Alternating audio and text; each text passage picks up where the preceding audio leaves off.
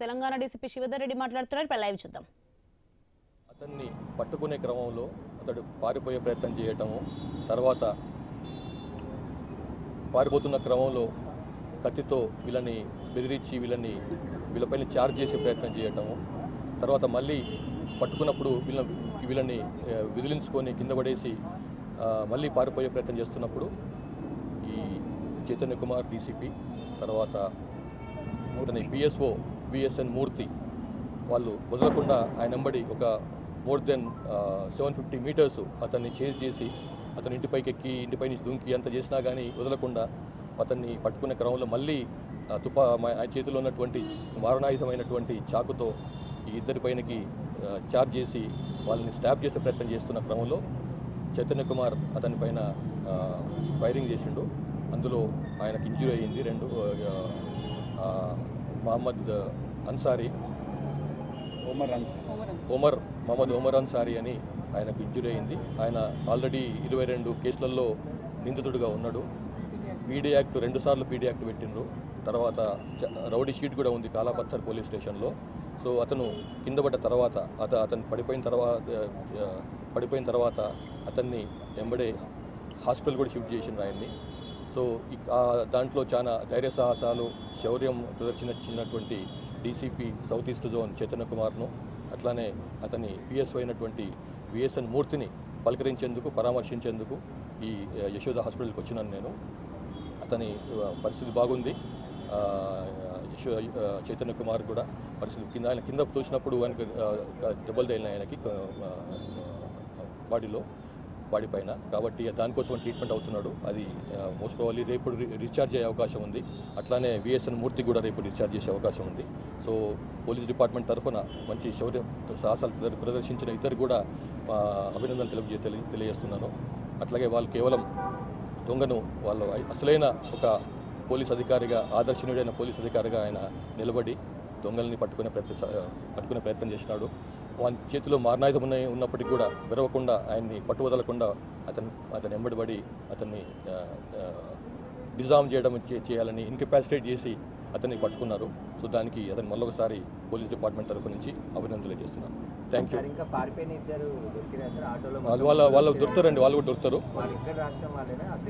ఇంకా అది ఆ ఇన్ఫర్మేషన్ పూర్తి కావాలి. ఇప్పుడైనా ట్రీట్మెంట్లో ఉన్నాడు కదా, పూర్తిగా మాట్లాడే అవకాశం దొరుకుతారు. వాళ్ళు కూడా దొరుకుతారు. వాళ్ళ టీమ్స్ ఉన్నాయి, వాళ్ళ ఎంబర్ టీమ్స్ ఉన్నాయి. అది త్వరలో కూడా దొరుకుతారు. అది ఆపరేషన్ అయిపోయింది. ఆయనకు పరిస్థితి బాగుంది, స్టేబుల్గా ఉన్నాడు ఆయన. Thank you.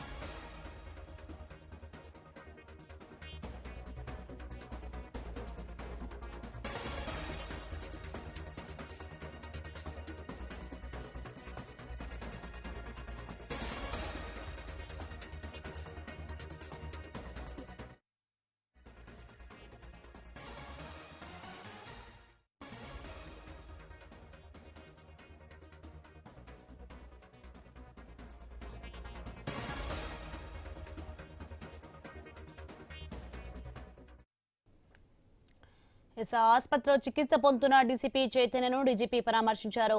ఆయన ధైర్య సాహసాలను మెచ్చుకున్నారు. ఆసుపత్రి దగ్గర మా ప్రతినిధి ప్రవీణ్ ఉన్నారు. మరిన్ని వివరాలు లైవ్ లో అందిస్తారు.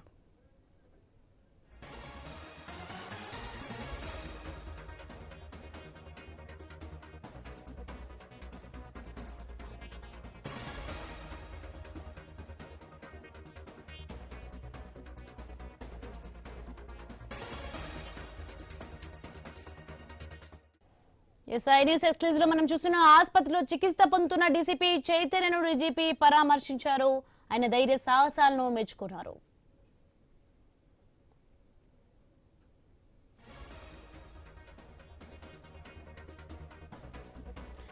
లైవ్ లో ఆ దృశ్యాలు మనం చూస్తున్నాం. మొత్తానికి చికిత్స పొందుతున్న డీసీపీ చైతన్యను డీజీపీ పరామర్శించడం జరిగింది. ఇప్పుడే ఆ దృశ్యాలు మనం లైవ్ లో చూస్తున్నాం, ఐన్యూస్ ఎక్స్క్లూజివ్ చూస్తున్నాం. డీజీపీతో పాటు ఆసుపత్రికి సిపి సజ్జనార్ కూడా వెళ్లారు. ఆ దృశ్యాలు మనం చూస్తున్నాం.